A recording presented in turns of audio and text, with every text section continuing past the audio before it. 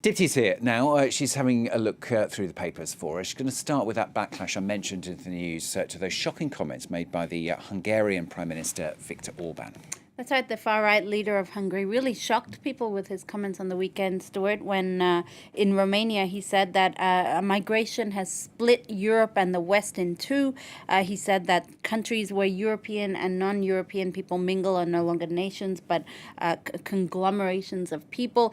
His comments really drawing outrage from a lot of people, in particular religious groups.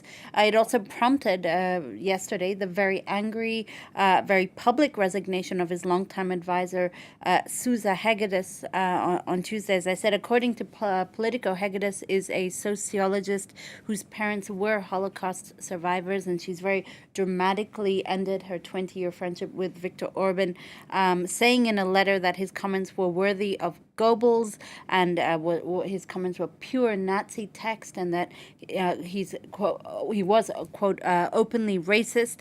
Viktor Orban, for his part, claims that to have zero tolerance towards anti-Semitism and racism, but he has been accused in the past of homophobia, Islamophobia, and racism. But really, these comments were really far more explicit than he's ever gone before. Let's go to New Zealand for this next story. New Zealand lawmakers, they've begun debating an anti-smoking bill. Now, it would be a very special bill, world first if passed. It's really interesting. The bill would essentially raise the legal smoking age every year so that an entire generation, basically kids born around 2009, will never be able to legally purchase smokes. It would also relegate the selling of cigarettes to specialty stores and not supermarkets, as is the case currently. It would also drastically cut nicotine levels in cigarettes. The idea being really to cut off from the next, this next generation, cutting them completely off cigarettes so that they don't grow up knowing it. If passed, and it has cross-party support, it would be really a world first and one of the most radical legislations to curb smoking in the world. Yeah, see if it spreads beyond New Zealand.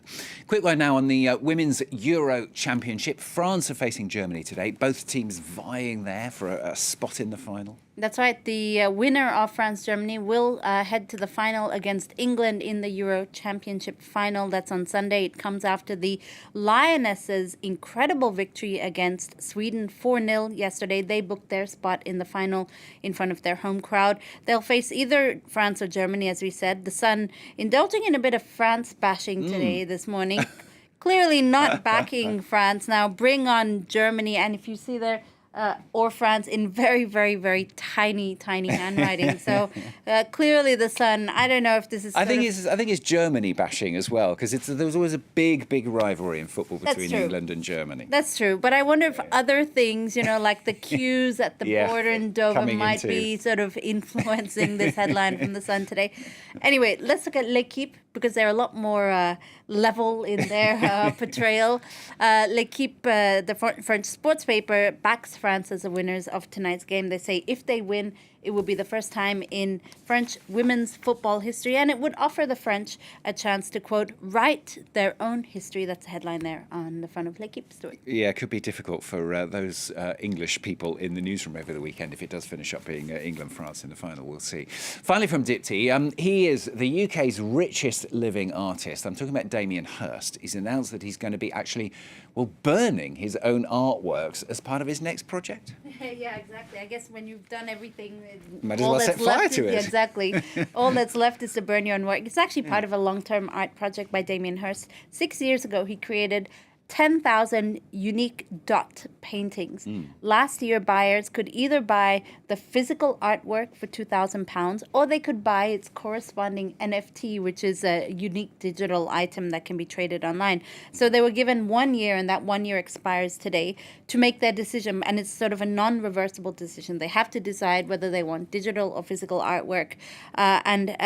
Basically, as of next September, Damien Hirst will begin destroying the physical artworks that people abandon in favor of the NFTs in his own gallery. He's described the project called Currency as a work of art in which people participate by buying, selling, holding, and exchanging the artworks. That's according to the Times of London.